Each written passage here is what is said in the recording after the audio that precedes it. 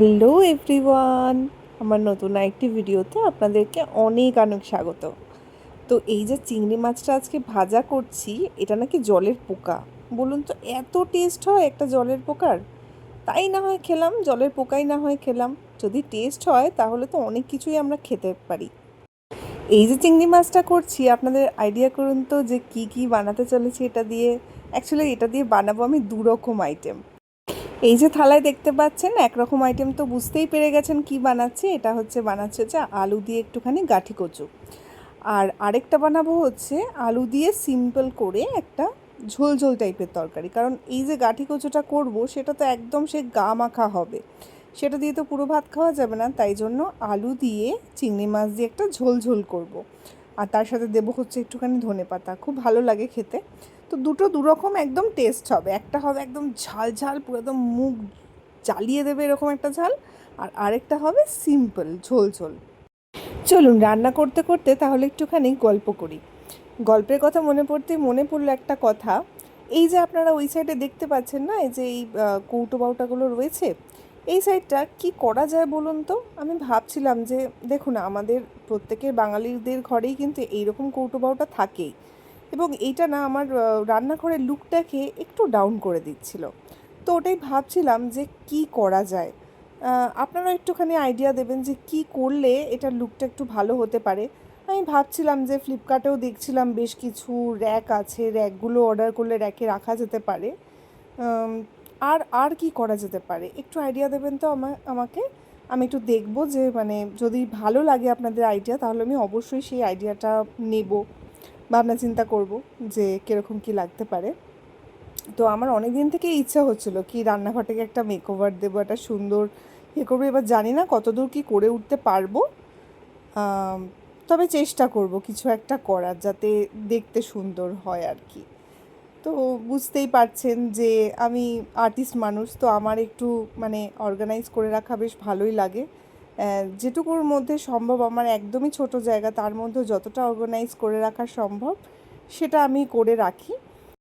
তার উপরে হচ্ছে আমি ওসিডির পেশেন্ট, মানে ওসিডির পেশেন্ট বলতে এটা আবার বিশাল কিছু শুনতে লাগলেও পেশেন্ট সেরকম নয়। বাট প্রবলেমটা হচ্ছে কি, আমার না মাথায় যদি এখন ঢুকে যায় যে এই কাজটা এক্ষুনি করতে হবে, তো এক্ষুনিই করতে হবে। যেরকম তারপর আমার একটুখানি ধরো বাতিক আছে, মানে রান্না করতে করতে 10 বার হাত ধুই, মানে এতবার করে হাত ধুই আর হাত মুছি যে রান্নার মাঝখানে প্রচুর, মানে এরকম আছে। অনেকের আছে না যে ফেলে রাখলো, এখানটা এটা ফেলে রাখা রয়েছে ঠিক আছে, কিন্তু আমার না মনে হবে যেন জায়গা জিনিস জায়গায় রাখতে হবে, একদম ইনস্ট্যান্টলি ঠিক করে নেওয়া। যদি আমার মাথায় ঢোকে যে এটা আমাকে করতে হবে, আমাকে ইনস্ট্যান্ট করতে হবে। এইটা কিন্তু একটা রোগই বলতে পারেন, এটা একটা বড় রোগ। আর এটা নিয়ে রিসার্চ আছে, মানে এটা ওসিডিরই আর কি লক্ষণ। এক্স্যাক্টলি তো জানি না, ডক্টর আমি দেখাইনি এটার জন্য, কিন্তু আমার মনে হয় যে আমি এরকমই কিছু একটা রোগে আক্রান্ত। তো যাই হোক, আমি এরকম এখানে পেঁয়াজটা জাস্ট মানে কচুটা দিয়ে দিয়েছি, কচুটা তেলের মধ্যে দিয়ে ভাজা ভাজা করে। এবার নিজেরাই দেখতে পেলেন আপনারা যে আমি কতবার ওটাকে খোঁচাচ্ছি, মানে জাস্ট ওই মানে ইয়েটা ভাজা করেছি তো মাছটাকে, তো মাছটা ভাজার সময় একটু একটু কড়াইতে লেগে যায়, তো সেটা লেগে গেছিলো, সেইটা তোলার জন্য 10 বার করে আমি কড়াই ঘষছি। আর হচ্ছে কচুটা এবার ভাজা করার পরে তারপরে একটু পেঁয়াজ দিয়ে দিলাম, পেঁয়াজ দিয়ে একটু গোল্ডেন গোল্ডেন করে ভাজা করলাম। তারপরে দিয়ে দিলাম নুন, হলুদ, একটুখানি জিরে গুঁড়ো, ধনে গুঁড়ো, একটু লঙ্কার গুঁড়ো সামান্য কালার হওয়ার জন্য, সেটাও দিলাম। দিয়ে সুন্দর করে নাড়াচাড়া নাড়াচাড়া করছি, কষাচ্ছি ওটাকে ভালো করে একটু। মানে এই দেখুন কষা কষা প্রায় হয়েই এসেছে। এবারে এক হাতে মানে ফোনটা নিয়ে ভিডিও করছি, তো একটু অসুবিধাই হচ্ছে আর কি, ভালো করে নাড়াতে পারছি না। তো নাড়িয়ে নিয়ে আলুটাও তারপরে দিয়ে দিলাম, কচু আলু, তারপরে হচ্ছে চিংড়ি মাছটা দিয়ে ভালো করে নাড়াচাড়া করে জল দিলাম। ঠিক আছে, এইবারে কিছুক্ষণ ফোটার পরেও দেখলাম আলুটা না ভালো করে সেদ্ধ হয়নি, মানে আলুটা একটু কাঁচা কাঁচাই রয়েছে। তার জন্য ভাবলাম যে আরেকটু জল দিতে হবে। জল দিয়ে একদম চাপা দিয়ে ভালো করে একদম, এই দেখুন এখন চেক করছিলাম যে মানে আলুটা সেদ্ধ হয়েছে কিনা, দেখুন একদম সেদ্ধ হয়নি।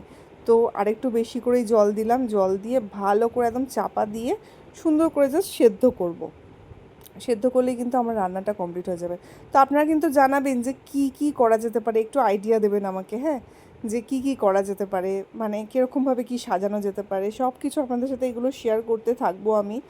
এ দেখুন চাপা দিয়েছি। আর এই যে বলছিলাম না যে দুটো আইটেম বানাবো, তার জন্যই একটুখানি চিংড়ি মাছ রেখে দিয়েছি। সেকেন্ড আইটেমটা আমি নেক্সট ভিডিওতে আপনাদের সাথে শেয়ার করব। তো দেখা হচ্ছে নেক্সট ভিডিওতে। আজকের মতো টাটা। আপনারা সবাই খুব ভালো থাকবেন, সুস্থ থাকবেন, আর আমাকে কিন্তু আইডিয়া দিতে থাকবেন, হ্যাঁ। আর জানাবেন অবশ্যই যে ভিডিওটা কেমন লাগছে। সবাই চুপচাপ দেখলে হবে, বলতেও তো হবে যে কেমন লাগছে। টাটা।